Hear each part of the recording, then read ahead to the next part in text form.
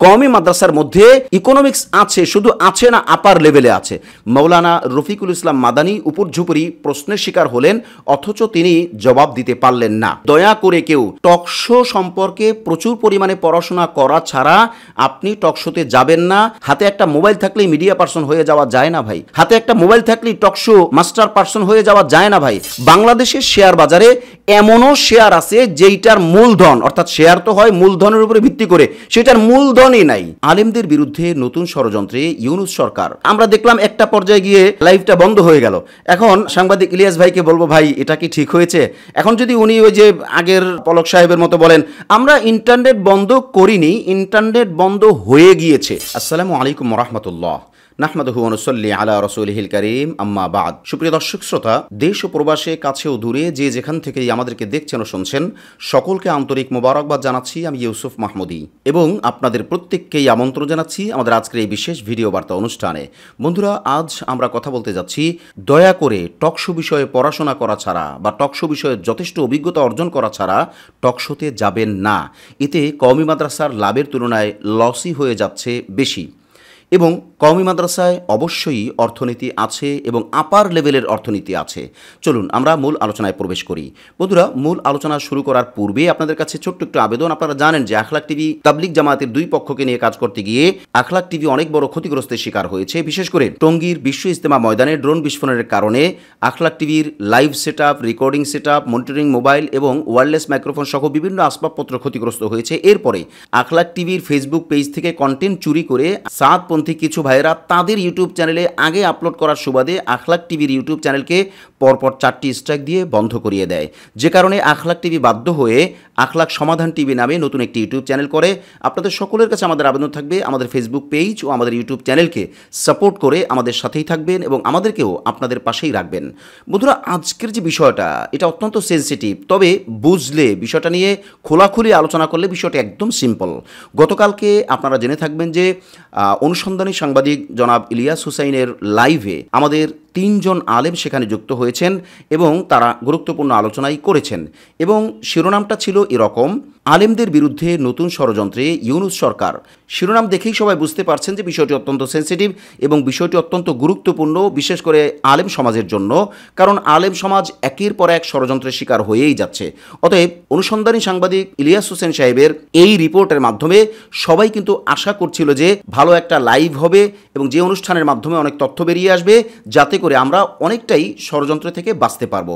কিন্তু গতকালকে যেটা হিতে বিপরীত হয়ে গেল বলা চলে, বা অনুষ্ঠান ছিল একরকম, শেষ দিকে এসে অনুষ্ঠানটা ডাইভার্ট হয়ে গেল অন্যদিকে, যে কারণে মূল বিষয়বস্তুটাই হারিয়ে যাওয়ার মতো অবস্থা হলো।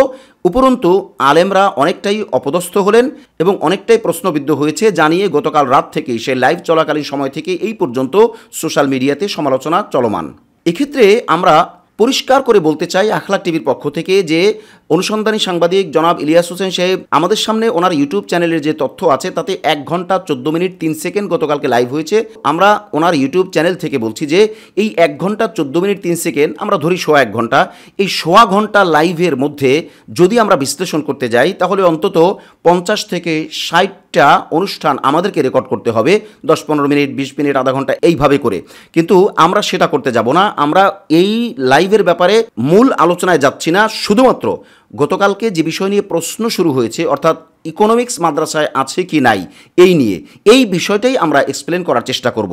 এক্ষেত্রে প্রথমেই আমরা যে আবেদনটা করব, যেটা শিরোনামে আপনারা শুনেছেন, যে দয়া করে টকশো বিষয়ে পড়াশোনা করা ছাড়া টকশোতে যাওয়া উচিত নয় বা যাবেন না।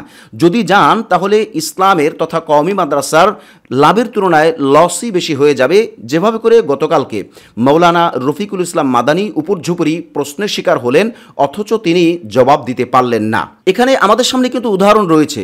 পূর্বে আমরা দেখেছি আল্লামা মুফতি সাখাওয়াত হোসেন রাজি হাফিজাহুল্লাহ টক শোতে একের পর এক সফলতা আমাদের সামনে দেখিয়েছেন। তার আগেও মুফতি ফয়জুল্লাহ হাফিজাহুল্লাহ তিনিও একের পর এক টক শোতে আমাদেরকে সফলতা দেখিয়েছেন। এরকম আরও বহুজন রয়েছে এবং আমরা ডক্টর ইনায়েতুল্লাহ আব্বাসী হজরতের ব্যাপারে যদি বলি, তিনিও টক শোর ব্যাপারে যথেষ্ট পরিমাণে অভিজ্ঞ মানুষ। এইভাবে করে টক শোতেও কথা বলার আমাদের অনেক লোক রয়েছে। বিশেষ করে মাওলানা আবু মোহাম্মদ রাহমানি, তিনি তো হাল জামানায় অনেক কথা বলছেন। এরকম বহু জন আছে। বাদবাকি গতকালকে মাওলানা মাওলানা রফিকুল ইসলাম মাদানী সাহেব যেভাবে উপর্যুপরি প্রশ্নের শিকার হয়েছেন এটা অনাকাঙ্ক্ষিত। আমরা এ ব্যাপারেও খুব একটা এক্সপ্লেন করতে যাব না যে ওনাকে এক বিষয়ে ডাকার পরে আর এক বিষয়ে কেন প্রশ্ন করা হলো। এক্ষেত্রে আমাদের অবজারভেশনটা আমরা তুলে ধরতে চাই। এইটা তুলে ধরার পরেই আমরা কওমি মাদ্রাসায় ইকোনমিক্স আছে কি নাই, থাকলে কোন লেভেলের, সেটা আমরা তুলে ধরবো ইনশাআল্লাহ। দেখেন, মাওলানা রফিকুল ইসলাম মাদানী গতকালকে উপর্যুপরি প্রশ্নের পরে উত্তর দিতে পারেননি কেন? কোন সাংবাদিক, আমি আজকে স্পষ্ট করেই বলছি, আমার কওমি ভাইদেরকে বলবো, বিশেষ করে যারা কথা বলতে চান মিডিয়াতে, তাদেরকে উদ্দেশ্য করে বলতে চাই যে কোনো সাংবাদিক অথবা কোনো মিডিয়া অথবা আপনার যত আপন মানুষই হোক, মিডিয়াতে কেউ আপনার আপন নয়। যত আপনই হোক কেউ আপনার আপন নয়। তার মানে যে কোনো উদ্ভট প্রশ্ন আসতেই পারে, যে কোনো অনাকাঙ্ক্ষিত প্রশ্ন আসতেই পারে, ইস্যুর বাইরে থেকেও যে কোনো প্রশ্ন আসতেই পারে। এই ধরনের প্রশ্নের উত্তর দেওয়ার মতো হিম্মত আপনার থাকতে হবে। এই জন্যই আমরা শিরোনামে বলে আসছি এবং পরেও বলছি যে টকশো বিষয়ে প্রচুর পরিমাণে পড়াশোনা করা ছাড়া আপনি টকশোর কাছে যাবেন না। এটা আপনার জন্য উচিত না, যে কেউ হন আপনি যাবেনই না।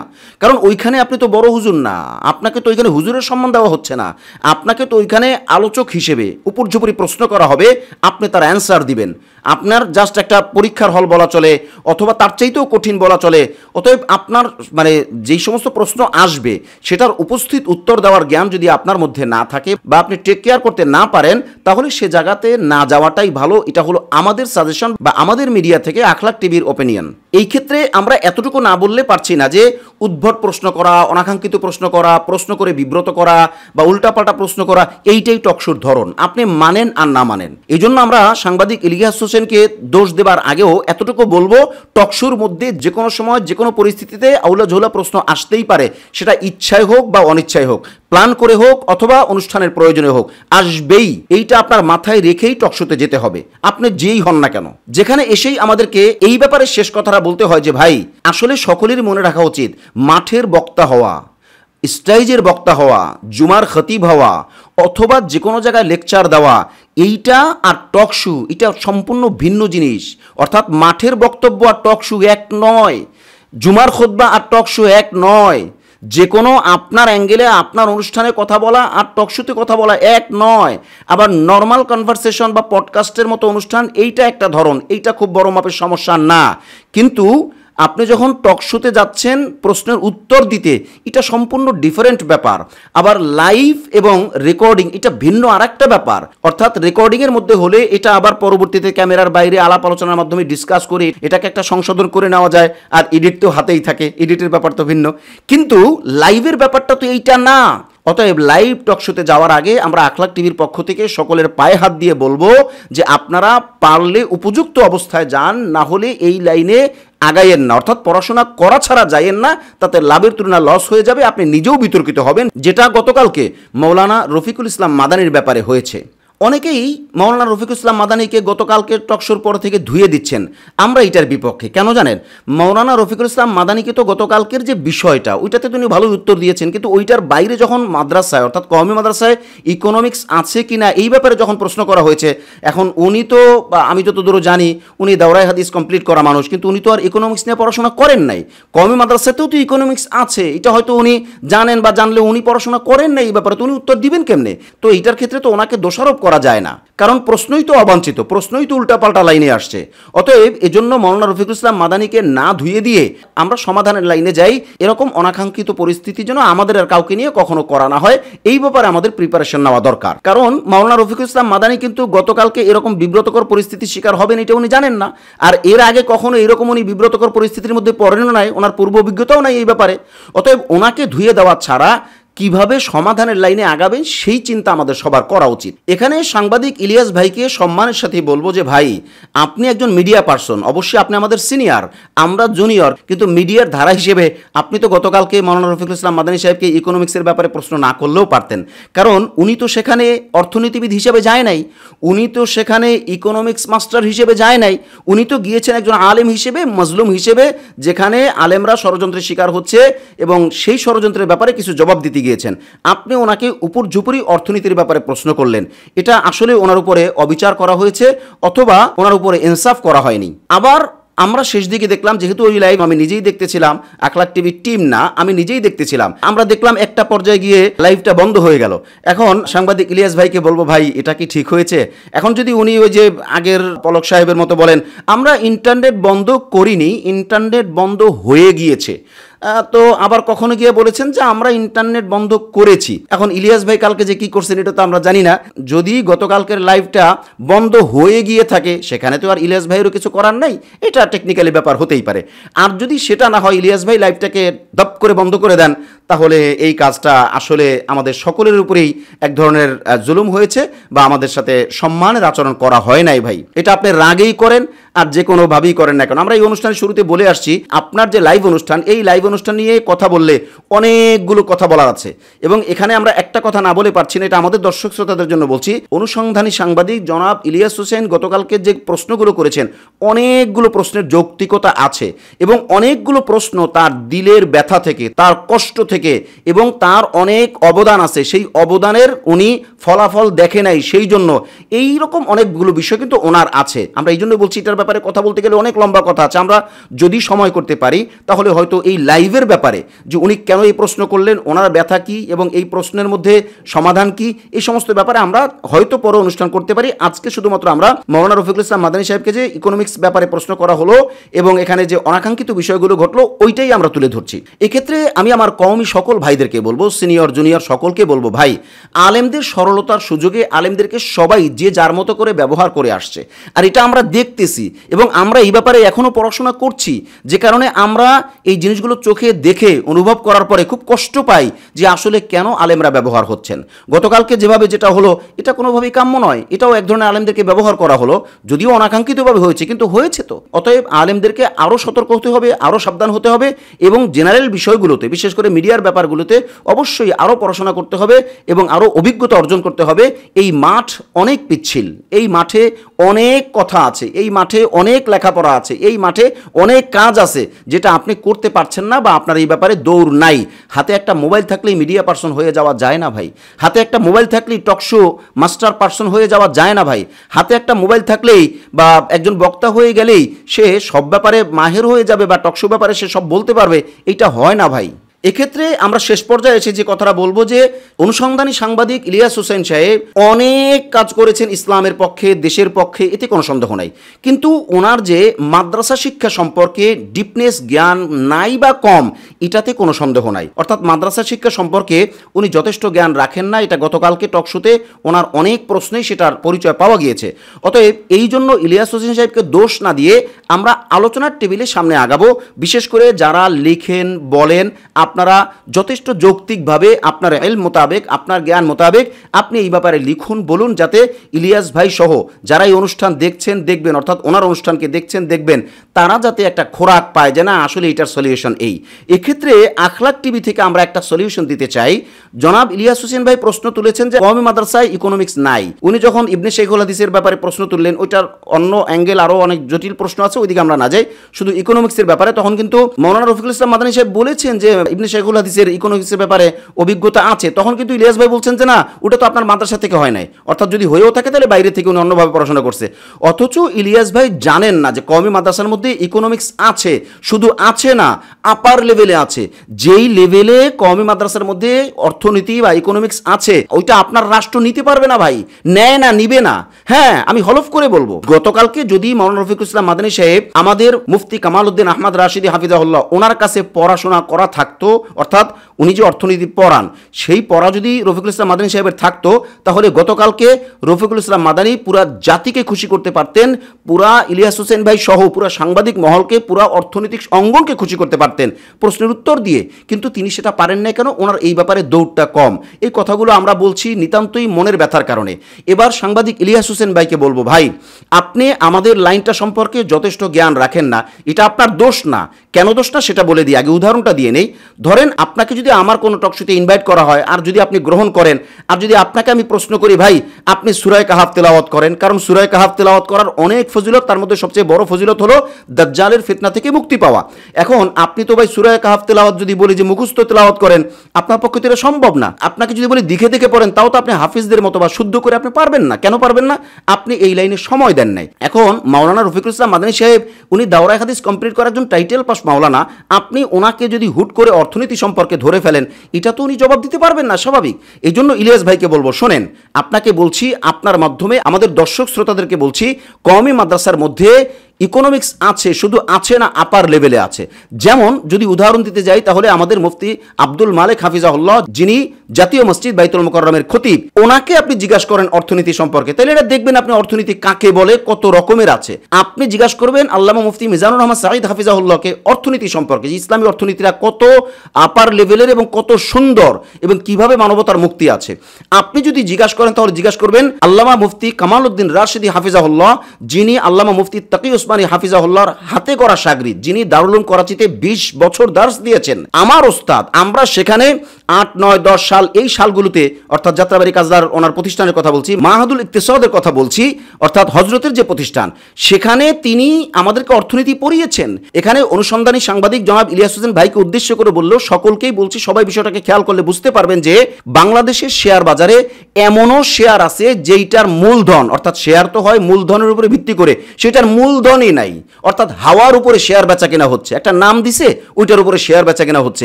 এই যে বাটপারি, এই যে জালিয়াতি, এই যে চুরি ছাচরামি, এটা তো ইসলামে নাই। ইসলামের অর্থনীতি এত সুন্দর, এত সাবলীল, যেই অর্থনীতিতে মানবতার মুক্তি, মানুষের কল্যাণ, যেখানে মানুষ শুধু শান্তি পাবে। অতএব আপনার রাষ্ট্র, আমি একটু আগে বলে আসছি ইলিয়াস ভাই, আপনার রাষ্ট্র সেই অর্থনীতি নিতে পারবে না। তার মানে আপনার যদি হিম্মত থাকে, বা আপনি যদি চান, বা আপনি যদি এই ব্যাপারে আগ্রহী হন, তাহলে আপনি অনুষ্ঠান করেন, আপনার অর্থনীতিবিদ 2 জন রাখবেন, আর ইসলামী লাইনে 2 জন অর্থনীতিবিদ থাকবে।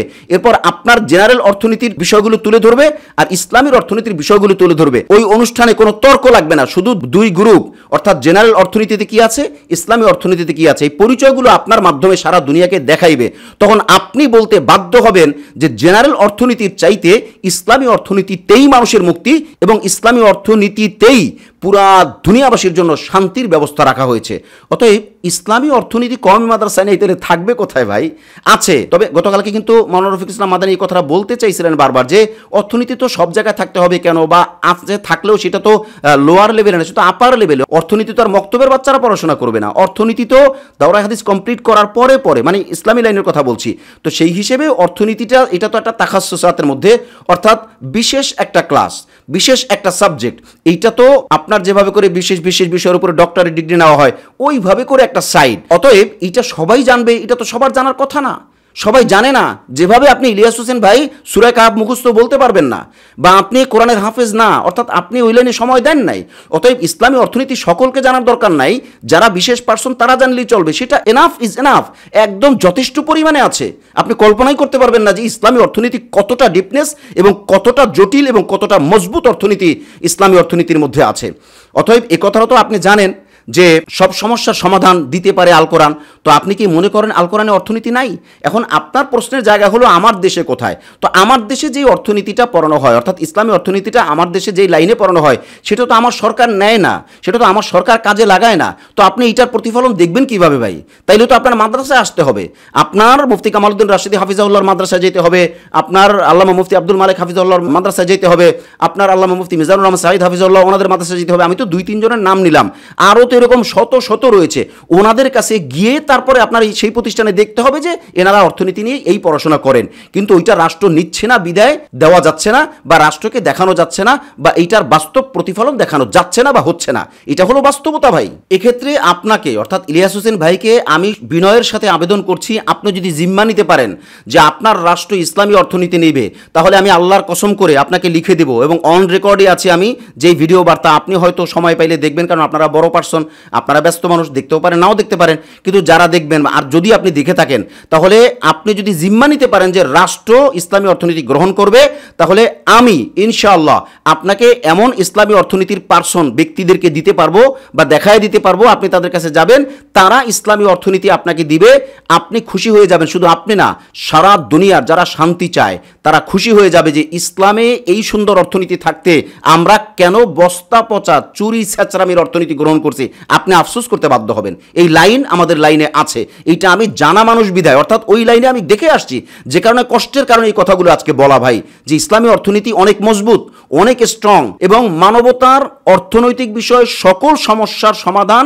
ইসলামী অর্থনীতিতে কমপ্লিটলি আছে। এটাকে আপনি কোনোভাবে ছোট করে দেখতে পারবেন, আপনি কোনো প্রশ্নই তুলতে পারবেন না, সমস্ত সমাধান আছে। অতএব সেই বিষয়গুলো একদম ইজি, এ নিয়ে তর্ক করার কোনো সুযোগ নাই, এবং একজন কথা বলতে পারে নাই এজন্য আমাদের নিরাশ হওয়ারও কোনো কারণ নাই। প্রিয় দর্শক, আজকে আমরা অনুষ্ঠান শেষ করব সেই শিরোনাম দিয়েই যে দয়া করে কেউ টকশো সম্পর্কে প্রচুর পরিমাণে পড়াশোনা করা ছাড়া আপনি টকশোতে যাবেন না। আপনি যত বড় পার্সন হন আর যত বড় জায়গা থেকে দাওয়াত আসুক না কেন, তাতে লাভের তুলনায় লস হয়ে যাবে। ইভেন আপনি নিজেও হয়তোবা অপমান অপদস্থ হবেন বা ছোট হবেন, যেটা কোনোভাবেই কাম্য নয়। এছাড়া কওমি মাদ্রাসায় যে অর্থনীতি আছে এ ব্যাপারে আমরা আজকে শুধুমাত্র বুলেট পয়েন্টে মোটা দাগে শুধুমাত্র একটু মাত্র বললাম। যদি প্রয়োজন পড়ে ইনশাআল্লাহ কওমি মাদ্রাসার অর্থনীতি নিয়ে একের পর এক প্রোগ্রাম আমাদের পক্ষে দেওয়া সম্ভব, এবং সেটা যথেষ্ট গ্রহণযোগ্য ব্যক্তিদেরকে দিয়েই অনুষ্ঠান করানো সম্ভব। আমরা চেষ্টা করব ইনশাআল্লাহ, যদি আপনাদের দিক থেকে সেই রিকোয়ারমেন্ট থাকে। এছাড়া শেষ আবেদনে সকলকে বলবো, অনুসন্ধানী সাংবাদিক ইলিয়াস হোসেন ভাই যদিও গতকালকে অনেক হার্ড প্রশ্ন করেছেন, অনেক ব্যাপারই হয়তো উনি একটু রাগ হয়ে গিয়েছেন, ক্ষোভের মধ্যে পড়েছেন, এই বিষয়গুলো আসলে ওনার অনেক দাবিও আছে, অনেক চাওয়াও আছে। এই জন্য আমরা কেউ বাড়াবাড়ি সারাসারির মধ্যে না যাই, আমরা উপর ঝুপুরে ওনাকে উল্টাপাল্টা কিছু বলতে না যাই। আর ওনার কাছেও আমাদের আবেদন থাকবে, ভাই বিষয়গুলো আপনি সব কিছু তার টকশোতে সমাধান হয়ে যায় না। আপনার যেহেতু বড় বড় পার্সনদের সাথে যোগাযোগ করার অপরচুনিটি আছে, বিশেষ করে ডক্টর ইনায়েতুল্লাহ আব্বাসী হাফিজাউল্লাহ সহ এরকম বড় বড় পার্সনদের সাথে, লালবাগের আল্লামা মুফতি সাখাওয়াতুদ্দিন রাজি হাফিজাউল্লাহ সহ বড় বড় পার্সনদের সাথে আপনার যোগাযোগের ব্যবস্থা আছে। আপনি তাদের সাথে যোগাযোগ করলে অল সলিউশন, ইসলাম সম্পর্কে, কওমি মাদ্রাসা সম্পর্কে, কওমি মাদ্রাসার শিক্ষা ব্যবস্থা সম্পর্কে সকল সমস্যার সমাধান আপনি আমাদের বড় পার্সনদের কাছ থেকে পাইতে পারেন। অতএব এ নিয়ে তর্কের কোনো সুযোগ নাই। আল্লাহ রাব্বুল আলামিন আমাদের সকলকে এক ও এক হয়ে চলার এবং সবাইকে কাঁধে কাঁধ মিলিয়ে দেশ গড়ার প্রত্যয়ে কাজ করার তৌফিক দান করুন। আজ তাহলে পর্যন্তই, দেখা হচ্ছে পরবর্তী কোনো লাইভে অথবা পরবর্তী কোনো ভিডিও বার্তায় ইনশাআল্লাহ। আসসালামু আলাইকুম ওয়া রাহমাতুল্লাহি ওয়া বারাকাতুহু।